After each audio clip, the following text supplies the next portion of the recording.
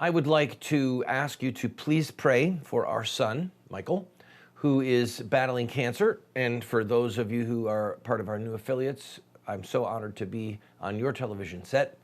And we have one of our sons is fighting against cancer and has been treated at St. Jude Children's Research Hospital. And he's got some problems with his kidneys. The doctors are not sure what is going on, but they're checking it out. And I ask you to please keep him in your prayers. Besiege heaven with us for his complete healing. All right, let's talk about these Republican numbers.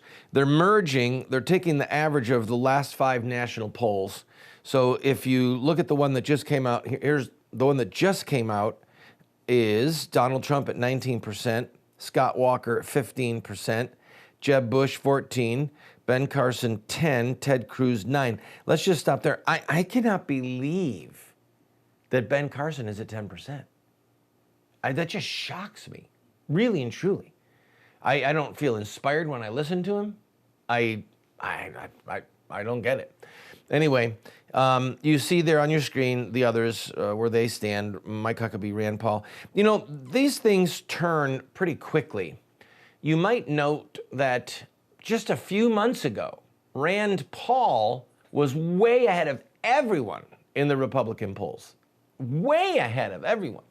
And one of the broadcasters said, "Oh, you're the Republican frontrunner. What does it feel like?" And he said, "That can change really quickly." Clearly it can, because now he's like 5th or 6th place. Anyway, he is. Let me talk about Trump for a second. Trump still is surging. Trump is still going ahead. He hasn't even had a hiccup yet. So that means that he's the big guy in the room. And all of these, no one knows what he's going to do. You realize that not a soul knows how he is going to do this. And he is saying, well, you know, I'm not a professional politician. I've never had to debate before. So there are some of these paid consultants who, many of whom I utterly despise.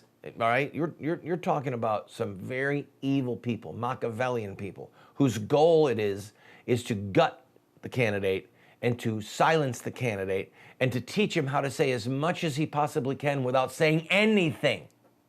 All right, that's what political consultants do. Seen it, been there, know what I'm talking about. So all these prissy little consultants are telling their guy, well, you know, you don't want to get into a spitting match with Trump. I don't remember who it was. It said, it might have been Rush or Sean or somebody said, you know, if you wrestle with a pig, you're going to look bad, and the pig likes it. Stay clear of Trump. Don't get down in the mud with him. The problem is he could drag them in the mud. He's, you know, I got to say this, and then I'll take a break. What does looking presidential mean? Can you tell me? I think it means you look like you're the president, okay? Teddy Roosevelt looked one way, Ronald Reagan another. Barack Hussein Obama, whose presidency disgusts me. He's playing basketball, singing Amazing Grace. You follow me? People love him. I don't love him, but a lot of people do. They elected him. A lot of Christians voted for him. So what does it mean to look presidential? You know, Obama does a selfie. That's presidential, I guess. So these stuffed shirts, these Karl Roves and Ed Rollins, all these people that are trying to coach their candidate, just they don't know what is going to happen. They are nervous as a cat on a hot tin roof, and they are setting about telling their candidate, look presidential. Look presidential. Evidently, Donald Trump looks presidential to a lot of people, and Barack Obama has so far lowered the bar that at this point, what people want is not somebody in a stuffed shirt who looks presidential. They want somebody who says the truth without equivocation, even if that truth is not exactly what they want to hear. Donald Trump, that's what people keep saying. He says it like he sees it. He says it like it is. That's got legs. And looking presidential, Jeb Bush.